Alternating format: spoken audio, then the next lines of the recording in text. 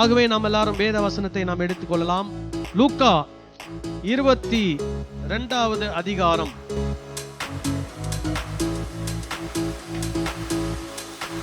39வது வசனத்திலிருந்து நாம் வாசிக்க போகிறோம். லூக்கா 22வது அதிகாரம் 39வது வசனத்திலிருந்து 46வது வசனம் வரை உள்ள ஒரு பகுதியை நான் உங்களுக்கு வாசிக்கிறேன். நீங்கள் கவனமாக கேளுங்கள்.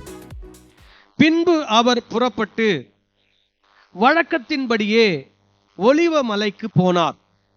அவருடைய சீஷரும் அவரோடு கூட போனார்கள். அவ்விடத்தில் சேர்ந்த பொழுது அவர் அவர்களை நோக்கி, நீங்கள் சோதனைக்கு உட்படாதபடிக்கு ஜெபம் பண்ணுங்கள் என்று சொல்லி அவர்களை விட்டு கல்லெறி தூரம் அப்புறம் போய் முழங்கால் படியிட்டு, பிதாவே, உமக்கு சித்தமானால் இந்த பாத்திரம் என்னை விட்டு நீங்கும்படி செய்யும். ஆயினும் என்னுடைய சித்தத்தின்படி அல்ல, உம்முடைய சித்தத்தின்படியே ஆக கடவது என்று ஜெபம் பண்ணினார். அப்பொழுது வானத்திலிருந்து ஒரு தூதன் தோன்றி அவரை பலப்படுத்தினான். அவர் மிகவும் வியாகுலப்பட்டு அதிக ஊக்கத்தோடே ஜெபம் பண்ணினார். அவருடைய வேர்வை இரத்தத்தின் பெரும் துளிகளாய் தரையிலே விழுந்தது. அவர் ஜெபம் பண்ணி முடித்து எழுந்திருந்து தம்முடைய சீஷரிடத்தில் வந்து அவர்களை தூக்கத்தினாலே நித்திரை பண்ணுகிறதை கண்டு, நீங்கள் நித்திரை பண்ணுகிறதென்ன? சோதனைக்குட்படாதபடிக்கு எழுந்திருந்து ஜெபம் பண்ணுங்கள் என்றார். சரி, இந்த வேத பகுதி நமக்கு எதை காண்பிக்கிறது அப்படின்னு சொன்னா, ஆண்டவராகிய இயேசு கிறிஸ்து அவர் சிலுவையிலே மரிப்பதற்கு முன்பதாக அவருடைய வாழ்க்கையிலே நடந்த ஒரு போராட்ட நிகழ்வு, அதாவது ஒரு போராட்டத்தின் ஒரு சூழ்நிலை. அது என்ன போராட்டம் அப்படின்னா, இங்கே சொல்லப்பட்டிருக்கிறது 42வது வசனம், பிதாவே, உமக்கு சித்தமானால் இந்த பாத்திரம் என்னை விட்டு நீங்கும்படி செய்யும். சோ அப்போ அவருக்கு ஒரு போராட்டம் அவருடைய மனசுக்குள்ள. என்ன போராட்டம்? இந்த பாத்திரம், இப்பொழுது அவர் எடுக்க போகிற ஒரு பாத்திரம். என்ன பாத்திரம்? அவர் சிலுவையிலே என்ன பண்ண வேண்டும்? மரிக்க வேண்டும். அவரை வேத பாரகர், பரிசேயர் அல்லது பிரதான ஆசாரியர் போன்ற மத குருமார்கள் அல்ல மத தலைவர்கள் திட்டம் போட்டு அவரை என்ன பண்ண போகிறார்கள்? கொலை செய்ய போகிறார்கள். கொலை, நல்லா கவனிக்கணும். அவர் என்ன பண்ண போகிறாரு? கொலை செய்யப்பட போகிறார். அப்போ அவருடைய வாழ்க்கையில ஒரு 100% கடவுளாகவும் 100% மனிதனாகவும் இருக்கும்போது, இந்த மனித தன்மையிலே அவர் உள்ளத்துல என்ன வருகிறது? ஒரு விதமான போராட்டம். இப்ப எடுத்துக்கோங்க, இன்னும் 24 மணி நேரத்துல ஒருவர் இறந்து விட போகிறார் என்று சொல்லப்படுமானால் அந்த நபருடைய மனநிலை எப்படி இருக்கும்? யோசிங்க. சிலர் பாத்தீங்கன்னா கேன்சர்ல பாதிக்கப்பட்டவங்களுக்கு டாக்டர் சொல்றாங்க, இன்னும் 6 மாசத்துல நீங்க இறந்துருவீங்க அப்படின்னு சொல்றாங்க. அப்போ அவருக்கே எப்படி இருக்குது? ஐயோ, இன்னும் 6 மாசத்துல என்ன போகிறேன்? இறந்துட போறேனான்ற ஒரு விதமான ஒரு மனசுக்குள்ள ஒரு விதமான போராட்டம். 24 மணி நேரத்துல ஒருத்தர் இறக்க போகிறார், அல்லது நீங்க பாத்தீங்கன்னா தூக்கு தண்டனை பெறப்போகிற ஒரு கைதி, அவருக்கு நாளை காலையில தூக்கு தண்டனை அப்படின்னு சொல்லறாங்கன்னு வச்சுக்கோங்க. அவருடைய மனநிலை எப்படி இருக்கும்? ஒரு விதமான பதட்டத்தோடு கூட, ஒரு விதமான குழப்பத்தோடு கூட, பயத்தோடு கூட, அவருடைய ஒரு வியாகுலத்தோடு கூட அவருடைய உள்ளம் காணப்படும். அதே மாதிரியான ஒரு நிலைமை தான் இப்போ இயேசுவுக்கு நல்லாவே தெரியும். இன்னும் ஒரு சில மணி நேரத்துல அவர் பயங்கரமான வேதனைகளை தன்னுடைய சரீரத்தில் என்ன பண்ண போகிறார்? அனுபவிக்க போகிறார். அவர் நிறைய கஷ்டங்கள் அவருக்குள்ள வரப்போகிறது. அவரை கேலி செய்ய போகிறார்கள், கிண்டல் செய்ய போகிறார்கள். அவருடைய ஈகோவை டச் பண்ணி பார்க்க போறாங்க. அவருக்கு எல்லா விதமான உபத்திரமும் என்ன பண்ண போகிறாங்க? கொடுக்க போறாங்க. அப்படிப்பட்டதான ஒரு சூழ்நிலையே அவருடைய மனம் போராடி கொண்டிருக்கிறது. அப்பொழுது அவர் ஜெபம் பண்றாரு. ஜெபம் பண்ணும்போது அவர் கேட்கிறாரு, இந்த பாத்திரம் என்னை விட்டு நீங்கும்படி செய்யும். இயேசு கிறிஸ்துவுடைய ஜெபம் என்ன? பிதாவே, இந்த பாத்திரம் என்னை விட்டு நீங்கும்படி செய்யும். இன்னைக்கு நிறைய பேர் ஜபத்தை நம்ம தவறா புரிந்து வைத்திருக்கிறோம். முதல்ல ஜபம் என்றால் தேவனோடு உள்ள உறவின் வெளிப்பாடு. தேவனோடு உள்ள உறவின் வெளிப்பாடு முதல்ல.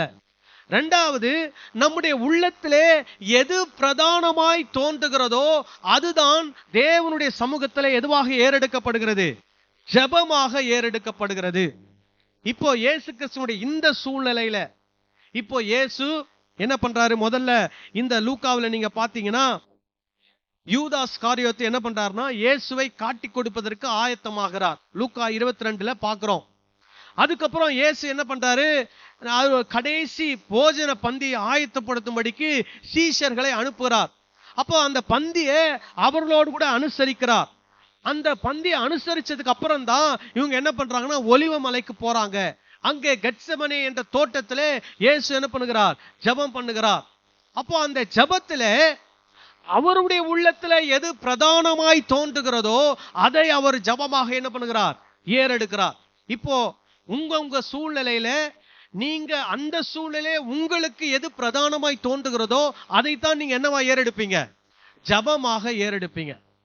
சிலருடைய வாழ்க்கையில பாத்தீங்கன்னா சூழ்நிலை எப்படி இருந்தாலும் ஒரே ஜபம் தான். என்ன ஜபம்? ஆண்டவரே என்னை ஆசீர்வதியும், என்னுடைய குடும்பத்தை என்ன பண்ணும்? ஆசீர்வதியும். இதுதான் எல்லாருடைய ஜபமாக, எல்லாருல அநேகருடைய ஜபமாக இருக்கும். ஆனா உண்மையான ஜபம் என்றால் அந்தந்த சூழ்நிலையிலே அவரவருக்கு எது பிரதானமாய் காணப்படுகிறதோ அதுவே அவர்களுடைய ஜபமாக இருக்கும். அப்போ இன்றைக்கு இயேசு செய்த ஜபம் என்ன சொல்லி ஜபம் பண்றாரு? பிதாவே, இந்த பாத்திரம் என்னை விட்டு நீங்கும்படி செய்யும் என்று ஜபம் பண்ணுகிறார். அப்ப கேள்வி என்னன்னா, அந்த பாத்திரம் அவரை விட்டு நீங்கினதா? நிறைய பேர் என்ன சொல்றாங்க? நான் ஜபம் செஞ்சிட்டேன், கர்த்தர் உடனே எனக்கு என்ன பண்ணிடுவார்? இத செய்திருவாரு. ஆனா எதை மிஸ் பண்ணிடுறாங்க அப்படின்னா, கர்த்தர் தம்முடைய சித்தம் என்றால் இதை எனக்கு செய்வார் என்பதை என்ன பண்ணிடுறாங்க? மிஸ் பண்ணிடுறாங்க. இன்னைக்கு நிறைய சபையில இருக்கக்கூடிய போதனை என்னன்னா, நீ ஆண்டவருடைய நாமத்தினாலே நீ எதை கேட்டாலும் ஆண்டவர் உன்னை என்ன பண்ணுவார்? தருவார். அவருடைய சித்தத்தை எல்லாம் நீ என்ன பண்ண வேண்டியதில்லை, யோசிக்க வேண்டியதில்லை. எப்படி சொல்றாங்க? ஆண்டவர் நீ உனக்கு ஆண்டவர் சித்தம் தான், ஆண்டவர் உனக்கு கட்டாயமா என்ன பண்ணுவாரு? கொடுப்பார். அது தேவ சித்தம் என்று சொல்லி இவர்கள் தேவனுக்காக என்ன பண்றாங்க? பேசி ஜனங்களை தவறாக வழி நடத்துகிறார்கள். இப்ப பாருங்க, இயேசு செய்த ஜபத்துல அடுத்த 2வது பகுதி என்ன சொல்றாரு? ஆயினும் என்னுடைய சித்தத்தின்படி அல்ல. சோ இயேசு கிறிஸ்துவுடைய ஜபம் என்ன? இந்த பாத்திரம் என்னை விட்டு நீங்கும்படி செய்யும். இதுதான் அவருடைய ஜபம். ஆனாலும் அவர் சொல்லுகிறார், ஆயினும் என்னுடைய சித்தத்தின்படி அல்ல, என்னது? உம்முடைய சித்தத்தின்படியே ஆக கடவது. ஹல்லேலூயா. சோ இன்னைக்கு இந்த பிரசங்கத்துக்கு நான் வைத்திருக்கிற தலைப்பு என்னன்னு கேட்டீங்கன்னா, சித்தமும் சோதனையும். சித்தமும் சோதனையும். இப்போ இயேசுவுக்கு ஒரு சோதனை வருகிறது. இந்த சோதனையை அவர் ஜெயித்தால் தேவ சித்தத்தை அவர் என்ன பண்ணுகிறார்? நிறைவேற்றுகிறார். இந்த சோதனையிலே அவர் தோற்றுவிட்டால் தேவ சித்தத்தை அவர் என்ன பண்ணவில்லை? நிறைவேற்றவில்லை. அப்போ இயேசு என்ன பண்ணி ஆகணும்? சோதனை என்ன பண்ணி ஆகணும்? ஜெயிக்கணும். சரி, அவருக்கு வந்த சோதனை என்ன? அதை பார்க்கிறதுக்கு முன்னாடி மத்தேயு, மார்க்கு, இந்த சுவிசேஷங்கள்ல, யோவான்ல இதே சம்பவம் எப்படி சொல்லப்பட்டிருக்கிறது அதையும் நம்ம பார்த்துக்கலாம். சரிங்களா? அப்பதான் நம்ம இன்னும் கொஞ்சம் விளக்கமாக இதை குறித்து அறிந்து கொள்ள முடியும். மத்தேயு 26வது அதிகாரத்துல இதே சம்பவம், கெத்செமனே தோட்டத்துல இயேசு கிறிஸ்து அங்கே போய் ஜெபம் பண்ணும்போது அந்த வசனம் எங்க இருக்குன்னா 26 36 இருந்து 46 வரைக்கும் இருக்குது. இதுல ஒரு சில வசனங்கள் மட்டும் உங்களுக்கு நான் வாசிக்கிறேன். அதுல பாருங்க, 39, 42, 43ல அவர் சொல்றாரு, பிதாவே, அதை மட்டும் யாராவது ஒருத்தர் வாசிக்கிறீங்களா? 39 மட்டும் வாசிங்க. சற்று அப்புறம் போய் முகம் குப்புற விழுந்து, என் பிதாவே, இந்த பாத்திரம் என்னை விட்டு நீங்க கூடுமானால் நீங்கும்படி செய்யும். ஆகிலும் என் சித்தத்தின்படி அல்ல, உம்முடைய சித்தத்தின்படியே ஆக கடவது என்று ஜெபம் பண்ணினார். சோ அப்போ இயேசு கிறிஸ்து இந்த இடத்துல என்ன பண்றாரு? மறுபடியும் சொல்றாரு, என்ன பண்றது? ஆண்டவரே, உமக்கு சித்தமானால் இந்த பாத்திரம் என்னை விட்டு என்ன பண்ணட்டும், நீங்கும்படி செய்யும். ஆகிலும் என் சித்தத்தின்படி அல்ல, உம்முடைய சித்தத்தின்படியே என்ன பண்ண கடவது, ஆக கடவது. இந்த ஜெபத்தை இயேசு இந்த மத்தேயுவிலே 3 முறை செய்ததாக மத்தேயு என்ன பண்ணியிருக்கிறார்? எழுதி வைத்திருக்கிறார். எத்தனை முறை செஞ்சிருக்கிறாராம்? 3 முறை. நீங்க 43வது வசனத்தை வாசித்தீங்கன்னா 3வது முறையும் அவர் அப்படியே என்ன பண்ணினார்? ஜெபம் பண்ணினார். வாசிக்கலாமா? அவர் திரும்ப வந்தபோது அவர்கள் மறுபடியும் நித்திரை பண்ணுகிறதை கண்டார். அவர்களுடைய கண்கள் மிகுந்த நித்திரை மயக்கம் அடைந்திருந்தது. அவர் மறுபடியும் அவர்களை விட்டு போய் 3ஆம் தரமும் அந்த வார்த்தைகளையே சொல்லி ஜெபம் பண்ணினார். சோ 3 முறை என்ன பண்றாரு? இந்த ஜெபத்தை அவர் என்ன பண்றாரு? ஏறெடுக்கிறார். அப்புறம் 41ல பாத்தீங்களா, அவர் சொல்றாரு, சீஷர்களை பார்த்து சொல்றாரு, நீங்கள் சோதனைக்கு உட்படாதபடிக்கு விழித்திருந்து ஜெபம் பண்ணுங்கள். ஆவி உற்சாகம் உள்ளதுதான், மாம்சமோ பலவீனம் உள்ளது என்றார். சோ சீஷர்களுக்கும் என்ன சொல்றாரு? நீங்களும் சோதனைக்கு உட்படாதபடிக்கு என்ன பண்ணுங்கள்? ஜெபம் பண்ணுங்கள். அப்புறம் மார்க் 14வது அதிகாரம் 37, 38ல பின்பு அவர் வந்து அவர்கள் நித்திரை பண்ணுகிறதை கண்டு பேதுருவை நோக்கி, இப்போ பாருங்க, பேதுருவை மட்டும் சொல்றாரு, மார்க் சொல்றது. பேதுருவை நோக்கி, சீமோனே, நித்திரை பண்ணுகிறாயா? 1 மணி நேரம் நீ விழித்திருக்க கூடாதா? நீங்கள் சோதனைக்கு உட்படாதபடிக்கு விழித்திருந்து ஜெபம் பண்ணுங்கள். ஆவி உற்சாகம் உள்ளதுதான், மாம்சமோ பலவீனம் உள்ளது என்றார். சோ சீமோனை பார்த்து சொல்றாரு, மற்ற எல்லாரையும் பார்த்து சொல்றாரு, நீங்கள் சோதனைக்கு உட்படாதபடிக்கு என்ன பண்ணுங்கள்? விழித்திருந்து ஜெபம் பண்ணுங்கள். அப்புறம் யோவான் 18:1ல வாசிக்கிறோம், இயேசு இவைகளை சொன்ன பின்பு தம்முடைய சீஷரோடு கூட கெதரோன் என்னும் ஆற்றுக்கு அப்புறம் போனார். அங்கே ஒரு தோட்டம் இருந்தது, அதிலே அவரும் அவருடைய சீஷரும் பிரவேசித்தார்கள். சோ யோவான் வெறும் தோட்டம் அப்படின்னு மட்டும்தான் சொல்றார். சோ இதுல எல்லாத்துலயும் இயேசு ஒரு போராட்டம், ஒரு சோதனைக்குள்ள போறாரு. இப்போ சோதனையா சித்தமா என்ற ஒரு சோதனைக்கும் சித்தத்துக்கும் இடையில என்ன நடக்கிறது? ஒரு போராட்டம் நடக்கிறது. சரி, இயேசுவுக்கு வந்த சோதனை என்ன?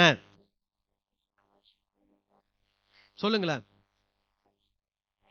இயேசுவுக்கு வந்த சோதனை என்ன? இயேசு எதற்காக ஜெபம் பண்ணினார்?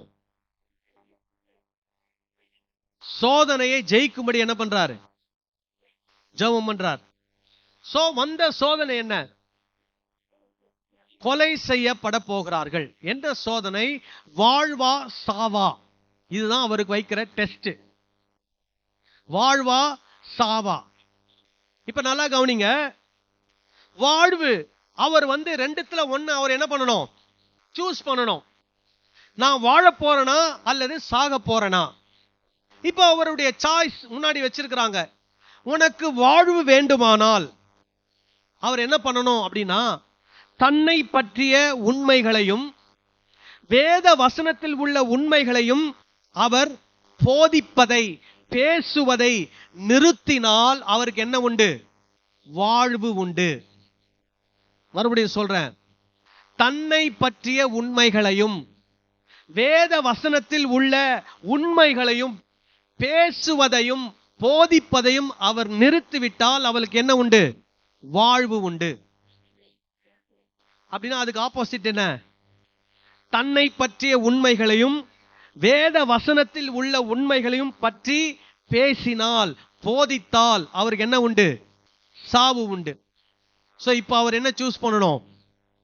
தன்னை பற்றிய உண்மைகளை பேசுவதா வேண்டாமா? வேத வசனத்தில் உள்ள உண்மைகளை, சத்தியங்களை போதிப்பதா வேண்டாமா? அப்போ போதித்தால் மரணம், போதிக்காவிட்டால் வாழ்வு. இதுக்கு இடையில அவர் என்ன பண்ணணும்? சூஸ் பண்ணணும். இப்ப நிறைய பேர் என்ன நினைக்கிறாங்க, சோதனை அப்படின்னாலே வேற எதையோ கொண்டு வந்து அந்த இடத்துல வச்சிடறாங்க. சோ இப்போ இந்த கான்டெக்ஸ்ட்ல சோதனை என்பது இந்த சோதனை தான். என்ன சோதனை? நான் சத்தியத்தை பேச வேண்டுமா? சத்தியத்தை பேசுவதனால் எனக்கு மரணம் வரப்போகிறது. மரணம் வந்தாலும் நான் சத்தியத்தை பேச போகிறேனா? அல்லது மரணத்துக்கு பயந்து நான் சத்தியத்தை மறைத்து பொய்களை இந்த உலகத்துல நான் பேச போகிறேனா? அப்போ இயேசு எந்த தீர்மானத்தை எடுத்தார்? எது தேவ சித்தம்? சத்தியத்தை ஜனங்களுக்கு என்ன பண்ணணும்? சொல்லி கொடுக்கணும், போதிக்கணும். அப்படி செய்தால் அவருக்கு என்ன வரும்? மரணம் வரும். சரி, இதற்கு உதாரணமாக, ஆதாரமாக ஒரு வேத பகுதியை நாம் வாசிக்க போகிறோம். சோ இந்த வேத பகுதியில எப்படி இயேசுவை அவர்கள் கொலை செய்வதற்கு முயற்சி எடுக்கிறார்கள், இயேசு என்ன செய்தார் என்பதை நாம் பார்த்துவிட்டு அதுக்கப்புறமா அடுத்த பாயிண்ட்களுக்கு நாம் செல்லலாம். மத்தேயு 12வது அதிகாரம் முதல் வசனத்திலிருந்து நாம் வாசிப்போம். அக்காலத்திலே இயேசு ஓய்வு நாளில் பயிர் வழியே போனார். எந்த நாள்ல போறாரு? ஓய்வு நாள்ல பயிர் வழியில போறார். அவருடைய சீஷர்கள் பசியாயிருந்து கதிர்களை கொய்து தின்ன தொடங்கினார்கள். பரிசேயர் அதை கண்டு அவரை நோக்கி, இதோ ஓய்வு நாளில் செய்யத்தகாததை உம்முடைய சீஷர்கள் செய்கிறார்களே என்றார்கள். அதற்கு அவர், தாவீதும் அவனோடு இருந்தவர்களும் பசியாயிருந்தபோது செய்ததை நீங்கள் வாசிக்கவில்லையா? அவன் தேவனுடைய வீட்டில் பிரவேசித்து ஆசாரியர் தவிர வேறு ஒருவரும் புசிக்காத தேவ சமூகத்து அப்பங்களை தானும் தன்னோடு இருந்தவர்களும் புசித்தார்களே.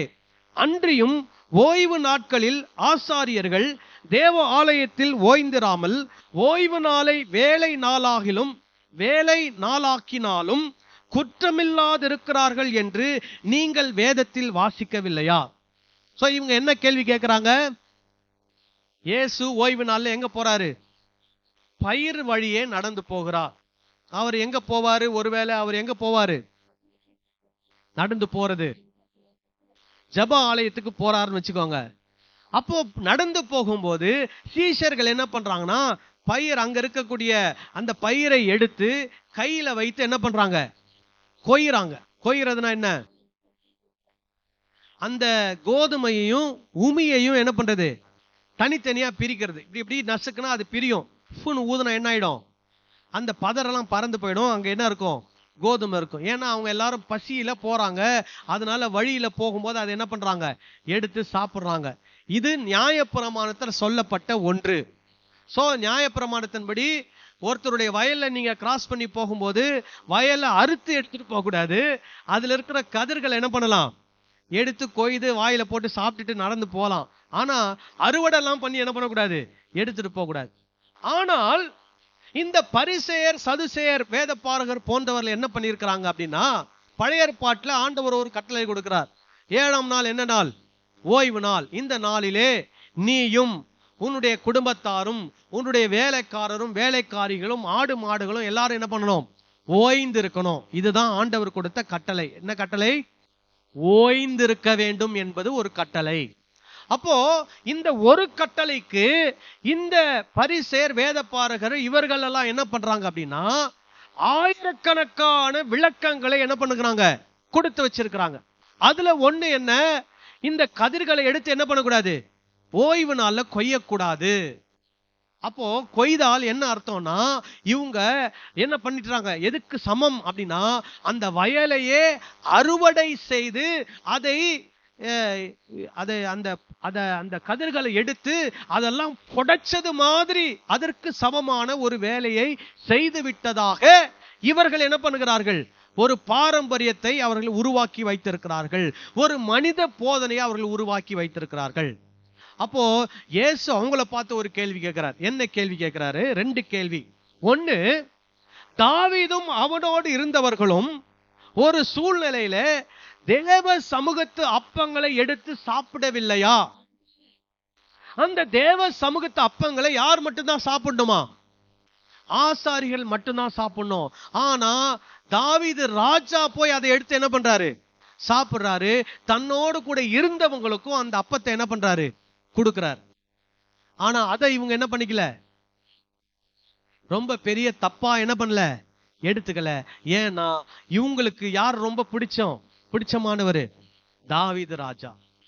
சரி, அது ஒன்னு சொல்றார். இரண்டாவது என்ன சொல்றாரு? ஓய்வு நாள்ல ஆசாரியர்கள் தேவ ஆலயத்துல வேலை செய்தாலும் அது என்ன இல்ல, குற்றம் இல்ல. ஏன்னா ஆசாரியர்களுக்கு அந்த நாள் என்ன பண்ணப்படுகிறது, விலக்கு கொடுக்கப்படுகிறது. சோ யாரு வேலை செய்யக்கூடாது? பாமர மக்கள், பொதுமக்கள் எந்த வேலையும் செய்யக்கூடாது. ஆனா ஆசாரியர்கள் என்ன பண்ணலாம், வேலை செய்யலாம். அப்போ அந்த கேள்வியும் இயேசு கேட்கிறாரு. இதையும் நீங்க வேதத்துல வாசிக்கலையா? அதனால என்ன சொல்ல வராரு, சீஷர்கள் இப்படி எடுத்து கொய்து சாப்பிட்டது என்ன கிடையாது, தப்பு கிடையாது. சோ இங்க இயேசு என்ன பண்றார் அப்படின்னா, மனித போதனைகள், மனித பாரம்பரியங்களை அவர் என்ன பண்ணுகிறார், எதிர்க்கிறார். என்ன எதிர்க்கிறார்? மனித போதனைகளையும் மனித பாரம்பரியங்களையும் அவர் என்ன பண்ணுகிறார், எதிர்க்கிறார். அதற்கு எதிர்த்து நிற்கிறார், அதற்கு எதிர்த்து போதனை செய்கிறார். சரிங்களா? ஒன்று. அடுத்தது 6ஆம் வசனத்திலிருந்து, தேவ ஆலயத்திலும் பெரியவர் இங்கே இருக்கிறார். பாருங்க, யூதர்களை பொறுத்த வரைக்கும் அவங்களுடைய வாழ்க்கையில எது ரொம்ப ரொம்ப பெருசு? தேவ ஆலயம். இப்ப இயேசு என்ன சொல்றாரு, தேவ ஆலயத்தை விட பெரியவர் யாரு? நான் என்று இயேசு சொல்றார். தேவ ஆலயத்தை விட பெரியவர் இங்கே இருக்கிறார் அப்படின்னா என்ன? தன்னை பற்றிய ஒரு வெளிப்பாட்டை அவர்களுக்கு என்ன பண்றாரு, கொடுக்கிறார். எப்ப நீ தேவாலயத்தை ரொம்ப பெருசா எடுக்கிற, ஆனா இந்த தேவாலயத்துல தேவன் வாசம் பண்றாருன்னு நீ சொல்றல, அந்த தேவன் யாரு? நான் தான். இந்த தேவாலயத்தை விட பெரியவர் யாரு? நான் தான் என்று தன்னை பற்றிய ஒரு வெளிப்பாடை அவர்களுக்கு சொல்லுகிறார். ஒரு உண்மையை அவங்களுக்கு சொல்றாரு. அதுக்கப்புறம் பாருங்க, தேவாலயத்திலும் பெரியவர் இங்கே இருக்கிறார் என்று உங்களுக்கு சொல்லுகிறேன். பலியை அல்ல இரக்கத்தையே விரும்புகிறேன் என்பதின் கருத்து இன்னதென்று அறிந்தீர்களானால் குற்றமில்லாதவர்களை நீங்கள் குற்றப்படுத்த மாட்டீர்கள். மனுஷகுமாரன் ஓய்வு நாளுக்கு ஆண்டவராய் இருக்கிறார் என்றார். மறுபடியும் சொல்றாரு, மனுஷகுமாரன் எதற்கு ஆண்டவர்? ஓய்வு நாளுக்கு ஆண்டவர். அப்படின்னா என்ன? ஓய்வு நாள்ன்ற கட்டளையை கொடுத்ததே யார்தான்? மனுஷகுமாரன் தான். நாங்க சில நேரத்துல கிண்டலா பேசுவோம், கடலுக்கே உப்பா. என்னது? கடலுக்கே உப்பா அப்படின்னா என்ன அர்த்தம்? உப்பை எங்க இருந்து வருது? கடல்ல இருந்து வருது. அந்த கடலுக்கே நம்ம போய் என்ன பண்ண முடியாது, உப்பை கொடுக்க முடியாது. இப்போ இயேசுதான் எதை உண்டாக்கினவர்? மனிதர்களை உண்டாக்கினவர். ஓய்வு நாளின் கட்டளை கொடுத்தவரே யார்தான்? அவர்தான். இப்போ அவருக்கே எதை பத்தி பேசுறாங்க? ஓய்வு நாளை பத்தி பேசுறாங்க. என்ன இங்க நடக்குது? ஓய்வு நாள் கொடுத்ததனுடைய அர்த்தம் வேற. ஆனா இவர்கள் மனிதர்களாக நிறைய பாரம்பரியங்களினாலே இந்த ஓய்வு நாளுடைய அர்த்தத்தை என்ன பண்ணிட்டாங்க, மாத்தி அந்த போதனையை யாருக்கு போதிக்கிறாங்க? இந்த ஓய்வு நாளை பற்றிய கட்டளையை கொடுத்தவருக்கே என்ன பண்றாங்க, போதிக்கிறாங்க. அப்போ இயேசு சொல்றாரு, மனுஷகுமாரன் ஓய்வு நாளுக்கு அவர் என்னவா இருக்கிறார்? ஆண்டவராய் இருக்கிறார் என்று சொல்றார். அப்புறம் பாருங்க, இங்க எதை விரும்புறாராம் ஆண்டவர்? பலியை அல்ல. எதை விரும்புறாராம்? இரக்கத்தையே விரும்புகிறார். ஹல்லேலூயா. அதாவது பலி என்பது ஆண்டவருக்காக, அதாவது ஆண்டவரை நினைத்து ஆண்டவர் எதிர்பார்க்கிறார், ஆண்டவர் சொல்லி இருக்கிறார்னு சொல்லி நினைச்சு செய்வது. ஆக்சுவலா நீங்க பாத்தீங்கன்னா அந்த காலத்துல ஆண்டவர் கொடுத்த பலி எல்லாமே யாருக்காகனா ஆண்டவரை பிரியப்படுத்துவதற்காக அல்ல, அந்த ஜனங்கள் மனம் திரும்ப வேண்டும். எப்படி மனம் திரும்பணும்? என்ன நினைக்கணும்? என்னுடைய பாவத்துக்காக இன்னொரு மிருகம் என்ன ஆகிறது? பலியாகிறது. ஆகவே நான் என்ன பண்ண வேண்டும்? மனம் திரும்ப வேண்டும். குற்றமில்லாத ரத்தம் சிந்தப்படுகிறது. ஆகவே நான் என்ன பண்ண வேண்டும்? மனம் திரும்ப வேண்டும் என்று அந்தந்த நபர்கள் மனம் திரும்ப வேண்டும் என்பதற்காக தான் ஆண்டவர் என்ன கொடுத்தாரு? பலிகளை ஏற்படுத்தினார். இப்போ ஏன் இங்க சொல்றாரு, பலியை அல்ல, எதை விரும்புகிறேன்? இரக்கத்தையே விரும்புகிறேன். சோ இந்த இடத்துல நீங்க பாத்தீங்கன்னா இந்த பரிசேயர் வேதபாரகர்கள் எதுல குறியா இருக்கிறாங்க? இந்த மனித பாரம்பரியங்களை நிறைவேற்ற வேண்டும் என்பதில் குறியா இருக்கிறாங்க. ஆனா எதை விட்டுட்டாங்க? இரக்கத்தை விட்டுட்டாங்க. என்ன இரக்கம்? அட, இந்த சீஷர்கள் பாவம் ரொம்ப பசியா இருக்கிறாங்க, அதனால அவங்க என்ன பண்றாங்க, ஏதோ சாப்பிடுறாங்க, சாப்பிட்டு போட்டுட்டோம் விடு அப்படின்றதுல அவங்க இறக்கப்படல. அவங்க எதுல குறியா இருக்கிறாங்க? ஓய்வு நாள்ல இதை என்ன பண்ணக்கூடாது, செய்யக்கூடாது, அதுல ரொம்ப குறியா இருக்கிறாங்க. இப்ப பாருங்க, இயேசு தன்னை பற்றிய ஒரு வெளிப்பாட்டை இங்க என்ன பண்றாரு, வெளிப்படுத்துறார். அதுக்கப்புறம் வேத வசனத்தினுடைய உண்மையான அர்த்தத்தை அவங்களுக்கு என்ன பண்றாரு, கற்றுக் கொடுக்கிறார். இதை அவங்களால என்ன பண்ண முடியல, ஏற்றுக்கொள்ள முடியல. மூணாவது என்ன பண்றாரு, 9வது வசனத்துல இருந்து 13வது வசனம் வரைக்கும், இது ஒரு உதாரணமா தான் உங்களுக்கு சொல்றேன். அவர் அவ்விடம் விட்டு போய் அவர்களுடைய ஜப ஆலயத்தில் பிரவேசித்தார். சோ ஓய்வு நாள் நடந்து போய் என்ன பண்றாரு, எங்க போறாரு, ஜப ஆலயத்துக்கு போறார். அங்கே சூம்பின கையை உடைய மனுஷன் ஒருவன் இருந்தான்.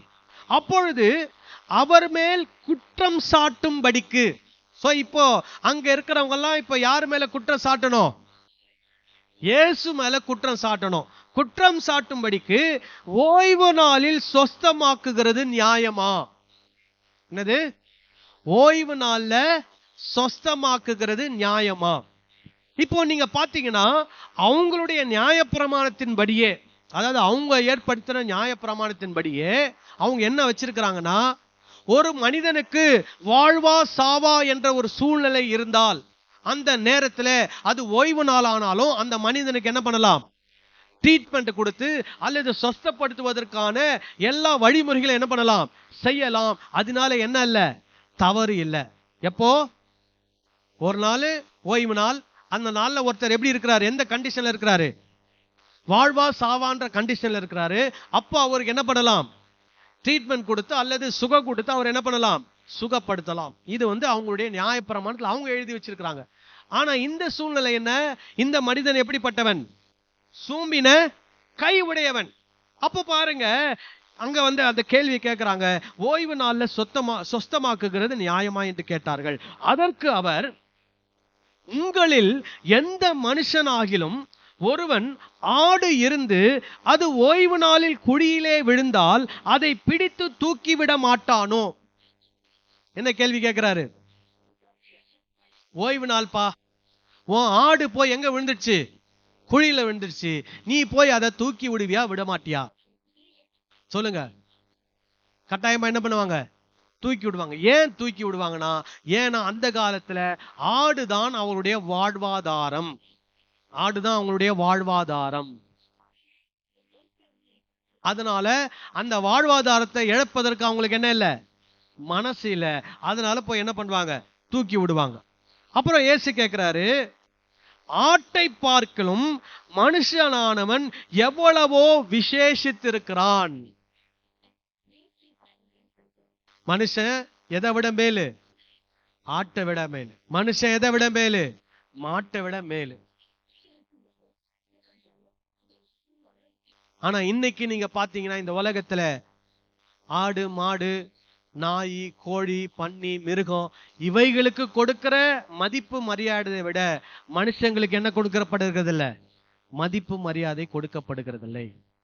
மிருகங்களை விட இன்றைக்கு மனிதர்கள் மிக கேவலமாக நடத்தப்படக்கூடிய ஒரு சூழ்நிலையில நாம் என்ன பண்ணி கொண்டிருக்கிறோம், வாழ்ந்து கொண்டிருக்கிறோம். நான் இயேசு சொல்றாரு, ஆட்டை பார்க்கலும் மனுஷனானவன் எவ்வளவோ விசேஷித்திருக்கிறான்.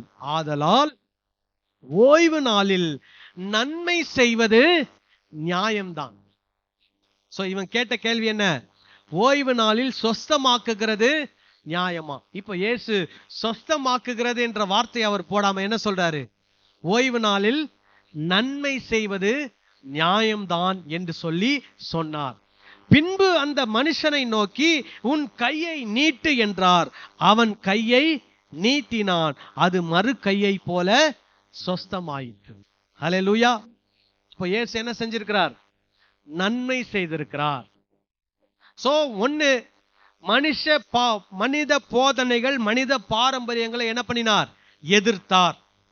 இரண்டாவது, தம்மை பற்றின உண்மையான சத்தியமான வெளிப்பாடுகளை இயேசு அவங்களுக்கு என்ன பண்ணார், சொன்னார். வேத வசனத்தினுடைய உண்மையான அர்த்தங்களை அவங்களுக்கு என்ன பண்ணினார், போதித்தார். மூன்றாவது, இயேசு என்ன செய்யறாரு, அற்புதத்தை செய்யறாரு, நன்மை செய்யறாரு. ஹல்லேலூயா. என்ன செஞ்சாரு? அற்புதம் செஞ்சாரு, நன்மை செஞ்சார். சரி, இது எல்லாத்தினுடைய விளைவு 14வது வசனம்.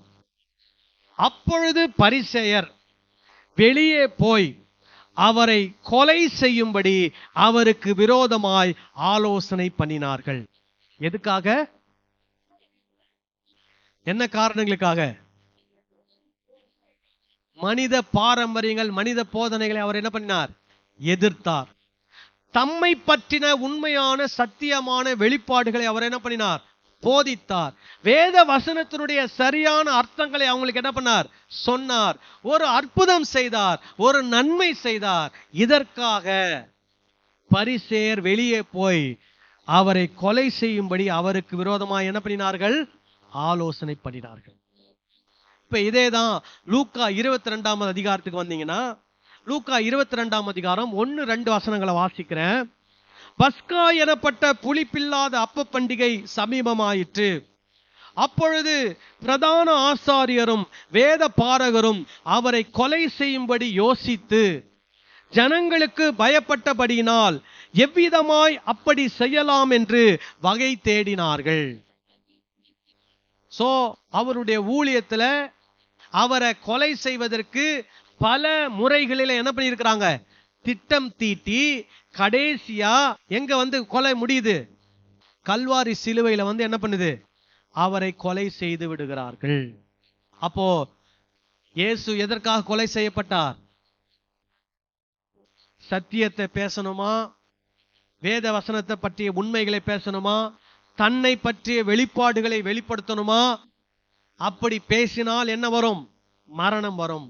அப்படி பேசாதிருந்தால் என்ன வராது? மரணம் வராது. இப்போ இயேசு கெத்செமனே தோட்டத்துல இந்த போராட்டத்துல அவர் என்ன பண்றாரு?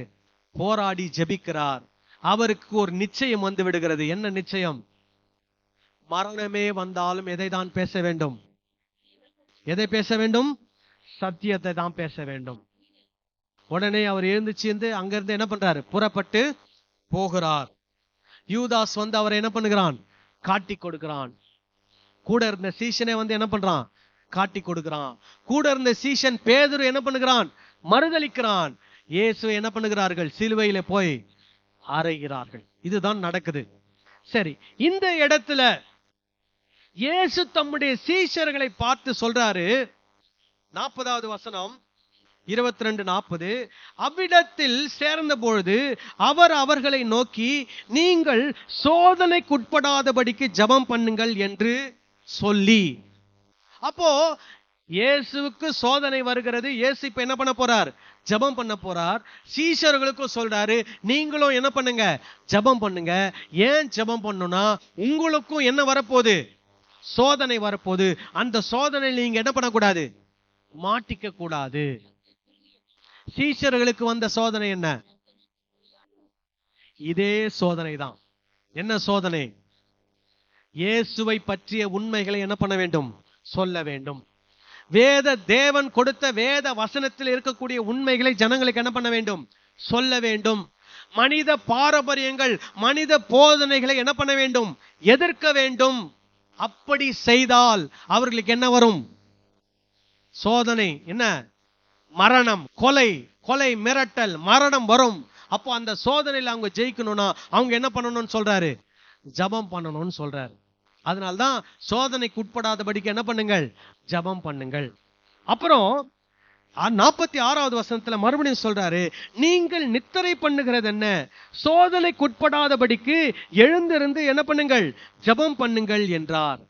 அப்போ சீஷர்கள் ஏன் ஜெபிக்க வேண்டும்? சோதனைக்கு உட்படாதபடிக்கு என்ன பண்ண வேண்டும்?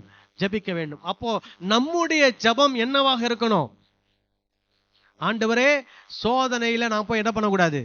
மாட்டிக்க கூடாது. சோதனைனா நீங்க பாவ சோதனை நினைச்சுக்காதீங்க. என்ன சோதனை? மரணமா ஜீவனா என்ற சோதனை. இயேசு கிறிஸ்துவை பற்றிய உண்மைகளை இந்த உலகத்திலே நான் தைரியமாய் சொல்வேனா? இந்த உலகத்திலே கிறிஸ்தவத்திலே இருக்கக்கூடிய மனித போதனைகள், மனித பாரம்பரியங்களை நான் எதிர்த்து பேசுவேனா? நன்மை செய்வேனா? எவ்வளவு பிரச்சனை வந்தாலும் நான் என்னதான் செய்வேன்? நன்மை செய்வேன். இப்போ இதெல்லாம் நீங்க செஞ்சீங்கன்னா உங்களுக்கு என்ன மிரட்டல் வரும்? கொலை மிரட்டல் வரும். உங்களை ஜனங்கள் கொலை செய்ய என்ன பண்ணுவார்கள்? பின்தொடர்வார்கள், வருவார்கள். அப்பொழுது உங்களுக்கு ஒரு சோதனை. என்ன சோதனை? நான் தொடர்ந்து சத்தியத்தை பேசி மரிக்க போகிறேனா, அல்லது சத்தியத்தை பேசாமல் இந்த உலகத்திலே பொய்களை பேசி தொடர்ந்து நான் இந்த உலகத்திலே வாழப் போகிறேனா? ஒரு மனிதன் தொடர்ந்து பொய்களை பேசி இந்த உலகத்திலே வாழ்ந்தால் அவனுக்கு நித்திய ஜீவன் கிடைக்குமா? சொல்லுங்க, கிடைக்காது. உண்மையை பேசி மரித்தால் அவர்களுக்கு என்ன உண்டு? நித்திய ஜீவன் உண்டு. அதுதான் இயேசுவும் செய்தார். அதை தான் தன்னுடைய சீஷர்களுக்கு என்ன பண்ணார்? கற்றுக் கொடுத்தார். நீங்க பாருங்க, இயேசு ஏற்கனவே இந்த சீஷர்களை அவர் வார்ன் பண்றாரு. என்ன வார்ன் பண்றாரு? ஒரு சில வசனங்களை மட்டும் நான் சொல்லி டக்குன்னு நான் முடிக்க போறேன், டைம் ஆயிடுச்சு. லூக்கா 21வது அதிகாரம் 12வது வசனத்திலிருந்து வாசிக்கிறேன். லூக்கா 21:12. இவைகளெல்லாம் நடப்பதற்கு முன்னே என் நாமத்தின் நிமித்தம் அவர்கள் உங்களை பிடித்து ஜப ஆலயங்களுக்கும் சிறைசாலைகளுக்கும் ஒப்பு கொடுத்து ராஜாக்கள் முன்பாகவும் அதிபதிகள் முன்பாகவும் உங்களை இழுத்து துன்பப்படுத்துவார்கள். ஆனாலும் அது உங்களுக்கு சாட்சியாவதற்கு ஏதுவாயிருக்கும். ஆகையால் என்ன உத்தரவு சொல்லவோம் என்று கவலைப்படாதிருக்கும்படி உங்கள் மனதிலே நிர்ணயம் பண்ணிக்கொள்ளுங்கள். உங்களை விரோதிக்கிறவர்கள் ஒருவரும் எதிர்த்து பேசவும் எதிர்த்து நிற்கவும் கூடாத வாக்கையும் ஞானத்தையும் நான் உங்களுக்கு கொடுப்பேன். பெற்றாராலும் சகோதரராலும் பந்து ஜனங்களாலும் சிநேகிதராலும் காட்டிக் கொடுக்கப்படுவீர்கள். உங்களில் சிலரை கொலை செய்வார்கள். என் நாமத்தின் நிமித்தம் எல்லாராலும் பகைக்கப்படுவீர்கள். ஆனாலும் உங்கள் தலை மயிரில் ஒன்றாகிலும் அழியாது. உங்கள் பொறுமையினால் உங்கள் ஆத்துமாக்களை காத்து கொள்ளுங்கள். உபத்திரவத்தில் எப்படி இருக்கணும்? பொறுமையா இருந்து நம்முடைய ஆத்மாவை என்ன பண்ணணுமா? காத்து கொள்ளணும். அப்படின்னா அந்த உபத்திரவத்துல தொடர்ந்து இயேசுவே தெய்வம் என்ற சத்தியத்தை ஜனங்களுக்கு என்ன பண்ண வேண்டும்? போதிக்க வேண்டும். இயேசுவை பற்றிய உண்மைகளை சொல்ல வேண்டும். வேத வசனத்தில் உள்ள உண்மைகளை எடுத்து சொல்ல வேண்டும். மனித பாரம்பரியங்களை, மனித போதனைகளை எதிர்க்க வேண்டும். நன்மை செய்கிறவர்களாக என்ன பண்ண வேண்டும்? சுற்றி திரிய வேண்டும். இப்படி செய்தால் நமக்கு என்ன வரும்? கொலை மிரட்டல் வரும். நம்மை கொலை செய்வதற்கும் என்ன பண்ணுவார்கள்? துணிவார்கள். இதை இயேசு முன்னாடியே சொல்றார். இப்போ இயேசு இப்ப கெத்செமனே தோட்டத்துல இருக்கிற சூழ்நிலையில அல்லது அதுக்கப்புறமா என்ன நடக்குது பாருங்க. லூக்கா 22:31-34. பின்னும் கர்த்தர் சீமோனே சீமோனே, இதோ கோதுமையை சுளகினால் புடைக்கிறது போல சாத்தான் உங்களை புடைக்கிறதற்கு உத்தரவு கேட்டுக்கொண்டான். நானோ உன் விசுவாசம் ஒழிந்து போகாதபடிக்கு உனக்காக வேண்டிக் கொண்டேன். இயேசு எதுக்காக வேண்டிக் கொள்றாராம்? விசுவாசம் ஒழிந்து போகாதபடிக்கு உனக்காக என்ன பண்றேன்? வேண்டிக் கொள்றேன். இப்போ இயேசு பேதுருவுக்காக வேண்டிக் கொண்டார். பேதுருடைய விசுவாசம் ஒழிந்ததா, ஒழியாமல் இருந்ததா? சொல்லுங்க. ஒழிந்தது. யார் வேண்டிக் கொண்டது? இயேசுவே வேண்டிக் கொண்டார். ஆனாலும் பேதுருவுடைய வாழ்க்கையில என்ன நடந்தது? அவன் இயேசுவை என்ன பண்றான்? மறுதலிக்கிறான். 3 முறை மறுதலிக்கிறான். இன்னைக்கு ஜபத்தை பற்றி பேசுகிறவர்கள் என்ன சொல்லுகிறார்கள்? ஜபமே நமக்கு என்ன கொடுக்கும்? ஜெயம் கொடுக்கும். நீ ஜபித்தால் கர்த்தர் கட்டாயமா இதை என்ன பண்ணுவார்? செய்வார். நல்லா புரிஞ்சுக்கணும். எவ்வளவு ஜபித்தாலும் ஆண்டவர் சித்தம் இருந்தால் என்ன பண்ணுவார்? செய்வார். அதே போல மற்றவர்களுக்காக நீங்கள் எவ்வளவு ஜபித்தாலும் ஒரு தவறு செய்வது அல்லது ஒரு தவறு செய்யாமல் இருப்பது யார் கையில் இருக்கிறது? அந்தந்த மனிதனுடைய கையில் இருக்கிறது. நான் இன்னொருத்தருக்காக ஜபம் செய்யறதுனால அந்த நபர் தவறே செய்ய மாட்டார் என்று நான் என்ன பண்ண முடியாது? சொல்ல முடியாது. ஆனால் இயேசு வேண்டிக் கொள்கிறார். எதற்காக? ஏன்னா இவங்கெல்லாம் இயேசுவுக்கு பிரியமான சீஷர்கள். அதனால என்ன பண்றாரு? அவங்களுக்காக வேண்டிக் கொள்றாரு, சீமோனுக்காக வேண்டிக் கொள்றாரு. அப்போ பாருங்க அப்புறம் என்ன நடக்கிறது சொல்றாரு, நீ குணப்பட்ட பின்பு. அப்படின்னா என்ன அர்த்தம்? அவனை என்கரேஜ் பண்றாரு. நீ கவலைப்படாத, நீ என்னை மறுதலிப்ப, ஆனாலும் நீ என்ன ஆயிடுவ? குணப்பட்டுருவ. குணப்பட்டுருவனா என்ன? திரும்பி நீ எதுக்கு வந்துருவ? சத்தியத்துக்குள்ள வந்துருவ, குணப்பட்டுருவ. நீ குணப்பட்ட பின்பு என்ன பண்ணா, உன் சகோதரரை என்ன பண்ணு? ஸ்திரப்படுத்து. யாருக்கிட்ட சொல்றாரு? இயேசுவ 3 முறை மறுதலிச்சு, இயேசு ஜெபம் செய்தும் அந்த ஜெபத்துக்கு பலன் கொடுக்காமல் 3 முறை மறுதலித்த அந்த சீமோனை, பேதுருவை பார்த்து இயேசு சொல்றாரு, நீ என்னை மறுதலித்தாலும் என்ன பண்ணுவாய்? குணப்படுவாய். குணப்பட்ட பின்பு யாரை தேற்றுவாய்? உன் சகோதரரை நீ ஸ்திரப்படுத்து என்றார். என்ன சொல்லி பேதுரு ஸ்திரப்படுத்துவாரு? என்ன சொல்லி ஸ்திரப்படுத்துவாரு? ஒரே ஒரு வாட்டி நான் என்ன பண்ணிட்டேன்?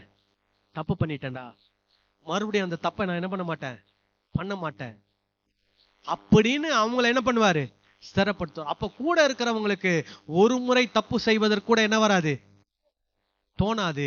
அவங்க எப்படிதான் நிப்பாங்க? இயேசுவுக்காக உண்மையாக வைராக்கியமாக நிப்பாங்க. ஹல்லேலூயா. அப்புறம் பாருங்க, அதற்கு அவன், ஆண்டவரே, காவலிலும் சாவிலும் உம்மை பின்பற்றி வர ஆயத்தமாயிருக்கிறேன் என்றார். அவர் அவனை நோக்கி, பேதுருவே, இன்றைக்கு சேவல் கூவுகிறதற்கு முன்னே நீ என்னை அறிந்திருக்கிறதை 3 தரம் மறுதலிப்பாய் என்று உனக்கு சொல்லுகிறேன் என்றார். இப்ப இயேசு சொன்னதுனால அது நடந்ததா? இல்ல. நடக்க போறது யாருக்கு தெரியும்? இயேசுவுக்கு தெரியும். ஆனால் இயேசுவுக்கு தெரியும்ன்றதுனால பேதுரு அதை செய்யல. அது பேதுருடைய தீர்மானம். என்ன தீர்மானம்? அந்த சூழ்நிலை. ஒருவேளை இயேசுவை தெரியும்னு சொன்னா பேதுரு என்ன பண்ணிருப்பாங்க? கூட்டிட்டு போய் கொலை செஞ்சிருப்பாங்க. அதற்கு அவர் பயந்தார். அதனால என்ன சொல்றாரு? எனக்கு இவரை யாருன்னு தெரியாது. ஆனா என்ன பண்றார் பேதுரு? மறுதலிச்சிட்டு அப்புறம் போய் மனம் கசந்து அழுது அவர் குணப்படுகிறார். குணப்பட்ட பின்பு அவருடைய வாழ்க்கையில அந்த மாதிரி ஒரு சூழ்நிலையில அவர் தைரியமா என்ன பண்றாரு? நிக்கிறாரு. அதுக்கப்புறம் அவர் இயேசுவை என்ன பண்ணவே இல்லை? மறுதலிக்கவே இல்லை. உண்மையில சபை சரித்திரத்தை சொல்றாங்க, பேதுருவை சிலுவையில் அரைஞ்சாங்களாம். அப்ப அவர் சொன்னாராம், என்ன தலைகீழ அரைங்கன்னாராம். சோ அதனால பேதுருவை எப்படி அரைஞ்சாங்களாம்? தலைகீழ அரைஞ்சாங்களாம். தலைகீழ அறையப்பட்டு அவர் மரித்து போனதாக கிறிஸ்தவ பாரம்பரியம் சொல்லுகிறது. அடுத்தது பாருங்க, லூக்கா 22 54-62. அவர்கள் அவரை பிடித்த பின்பு பிரதான ஆசாரியனுடைய வீட்டில் கொண்டு போய் விட்டார்கள். பேதுரு தூரத்திலே பின் சென்று அவர்கள் முற்றத்தின் நடுவிலே நெருப்பை மூட்டி அதை சுற்றி உட்கார்ந்த போது பேதுருவும் அவர்கள் நடுவிலே உட்கார்ந்தான். அப்பொழுது ஒரு வேலைக்காரி அவனை நெருப்பண்டையிலே உட்கார்ந்திருக்கதை கண்டு அவனை உற்று பார்த்து, இவனும் அவனோடு இருந்தவன் என்றார். அதற்கு அவன், ஸ்திரீயே, அவனை அறியேன் என்று மறுதலித்தான். சற்று நேரத்துக்கு பின்பு வேறொருவன் அவனை கண்டு, நீயும் அவர்களில் ஒருவன் என்றான். அதற்கு பேதுரு, மனுஷனே, நான் அல்ல என்றான். ஏறக்குறைய 1 மணி நேரத்துக்கு பின்பு வேறொருவன் அவனை பார்த்து, மெய்யாகவே இவனும் அவனோடு இருந்தவன், இவன் கலிலேயன் தான் என்று சாதித்தான். அதற்கு பேதுரு, மனுஷனே, நீ சொல்லுகிறதை அறியேன் என்றான். அவன் இப்படி சொன்னவுடனே சேவல் கூவிற்று. அப்பொழுது கர்த்தர் திரும்பி பேதுருவை நோக்கி பார்த்தார். சேவல் கூவுகிறதற்கு முன்னே நீ என்னை 3 தரம் மறுதலிப்பாய் என்று கர்த்தர் தன்னிடத்தில் சொன்ன வார்த்தை உடனே பேதுருக்கு நினைவு கூர்ந்து வெளியே போய் மனம் கசந்து அழுதான். சோ இயேசு கெத்சமனே தோட்டத்திலே தனக்கு வந்த சோதனை அவர் என்ன பண்ணினார்? ஜெயித்தார். தேவ சித்தத்தை அவர் என்ன பண்ணினார்?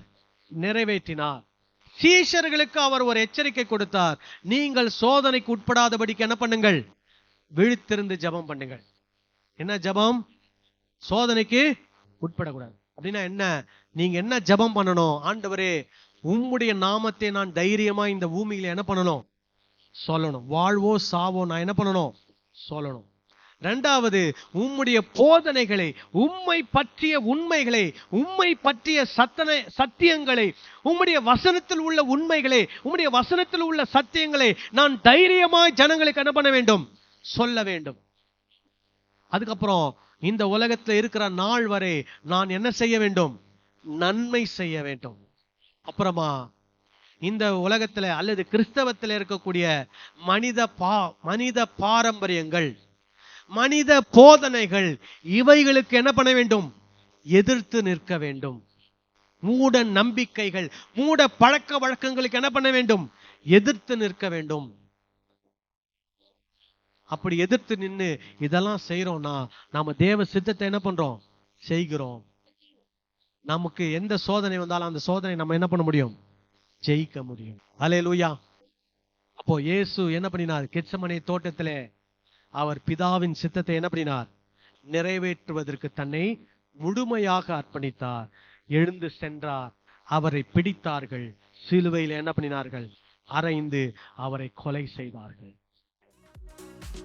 இயேசு எதற்காக மரித்தார்? சத்தியத்திற்காக மரித்தார், உண்மைக்காக மரித்தார், நீதிக்காக மரித்தார், நியாயத்திற்காக மரித்தார், நன்மைக்காக மரித்தார். அப்போ இயேசு கிறிஸ்துவின் சீஷராய் இருக்கிற நாமும் நீதிக்காக, நியாயத்திற்காக, உண்மைக்காக, சத்தியத்திற்காக, நன்மை செய்வதற்காக மரிப்பதற்கும் என்ன பண்ண வேண்டும்? துணிய வேண்டும். அல்லேலூயா.